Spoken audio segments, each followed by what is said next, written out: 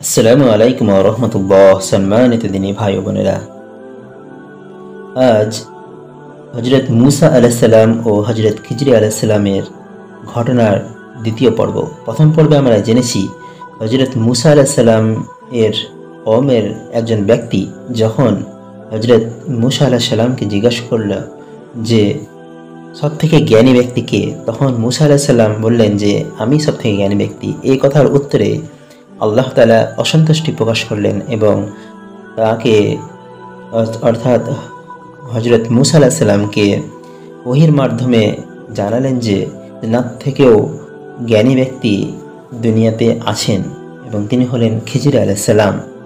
তখন মুসা আলাইহিস সালাম জ্ঞান লাভের উদ্দেশ্যে খিজর আলাইহিস সালামের সঙ্গে সাক্ষাৎ করলেন এবং সেখানে প্রথম একটি ঘটনা ঘটল যে তারা একটি নৌকায় চড়লেন এবং খিজর আলাইহিস সালাম নৌকার একটি পাটা ভেঙে দিলেন। এতে আপত্তি করে মুসা আলাইহিস সালাম বললেন যে এ তো আপনি অতি মন্দ কাজ করলেন। খিজর আলাইহিস সালাম বললেন, আমি পূর্বেই বলেছিলাম আপনি আমার সাথে ধৈর্য ধারণ করতে পারবেন না। তখন মুসা আলাইহিস সালাম ওজর পেশ করে বললেন, আমি ওয়াদা কথা ভুলে গিয়েছিলাম, আমার প্রতি রুষ্ট হবেন না।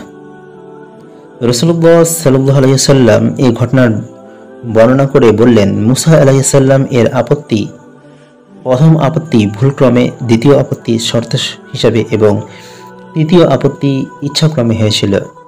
ইতিমধ্যে একটি পাখি উড়ে এসে নৌকায় এক প্রান্তে বসল এবং সমুদ্র থেকে এক চক্ষু পানি তুলে নিল।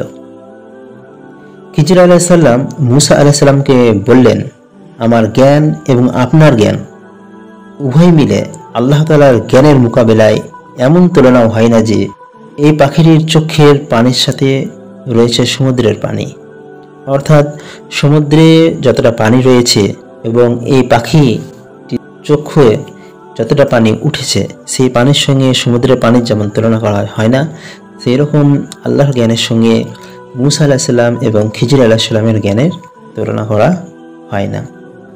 অতঃপর তারা নৌকা থেকে নেমে সমুদ্রের তীর ধরে চলতে লাগলেন।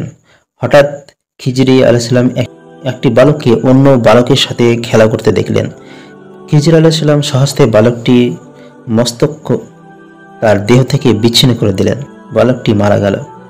মুসা আলাইহিস সালাম বললেন, আপনি একটি নিষ্পাপ প্রাণকে বিনা অপরাধে হত্যা করেছেন, এই যে বিরাট গুনাহের কাজ। খিজর আলাইহিস সালাম বললেন, আমি তো পূর্বেই বলেছিলাম আপনি আমার সাথে ধৈর্য ধারণ করতে পারবেন না। মুসা আলাইহিস সালাম দেখলেন এ ব্যাপারটা পূর্বের চেয়েতেও গুরুতর, তাই বললেন, এরপর যদি কোনো প্রশ্ন করি তবে আপনি আমাকে পৃথক করে দেবেন, আমার ওজর আপত্তি চূড়ান্ত হয়ে গেছে। তারপর আবার চলতে লাগলেন। এক গ্রামের ওপর দিয়ে যাওয়ার সময় তারা গ্রামবাসীদের কাছে খাবার চাইলেন। ওরা সোজা অস্বীকার করে দিল। খিজর আলাইহিস সালাম ওই গ্রামের একটি প্রাচীরকে পতন মুখে দেখতে পেলেন, অর্থাৎ সেটা পড়ে যাওয়ার মতো অবস্থায় দেখলেন। তিনি নিজের হাতে প্রাচীরটিকে সোজা করে দিলেন। মুসা আলাইহিস সালাম বিস্মিত হয়ে বললেন, অবাক হয়ে বললেন, আমরা তাদের কাছে খাবার চাইলে তারা দিতে অস্বীকার করলো, অথচ আপনি তাদের এত বড় কাজ করে দিলেন। ইচ্ছা করলে এর পারিশ্রমিক তাদের কাছ থেকে আদায় করতে পারতেন। খিজর আলাইহিস সালাম বললেন, অর্থাৎ এখন শর্ত পূরণ হয়ে গেছে, এটাই আমার ও আপনার মধ্যে বিচ্ছেদের সময়। মুসা আলাইহিস সালামের সঙ্গে যখন খিজর আলাইহিস সালাম বললেন, আপনি আপনার ধৈর্যের সীমা অতিক্রম করেছেন এবং এখান থেকে আপনার এবং আমার সম্পর্ক ছিন্ন, এবং যে তিনটি ঘটনা সম্পর্কে আপনি ধৈর্য ধারণ করতে পারেননি সে বিষয়ে আমি আপনাকে ব্যাখ্যা করে বলছি। এই বিষয়টি কোরআনের মধ্যে এরকমভাবে এসছে। প্রথমত নৌকাটির ব্যাপারটা ছিল যেটা সূরা কাহফের ৭৯ নম্বর আয়াতে বলা হয়েছে। নৌকাটির ব্যাপারটা ছিল, এটা ছিল কিছু দরিদ্র ব্যক্তির, ওরা সাগরে কাজ করত।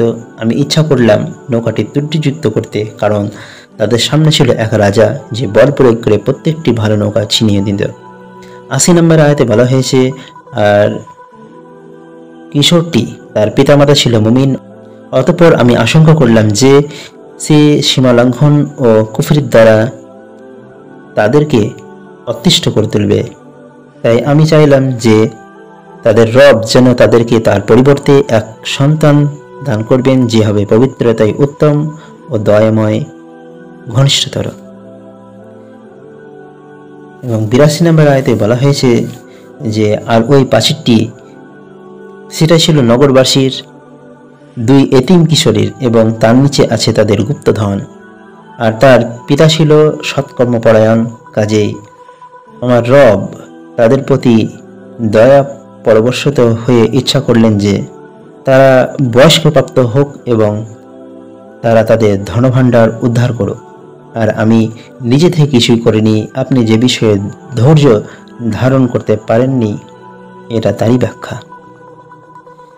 আজকের মতো এতটুকুই। ইনশাল্লাহ পরবর্তী ভিডিওতে ইয়াজুজ ও মাজুজ সম্প্রদায় নিয়ে আলোচনা করা হবে ইনশাআল্লাহ।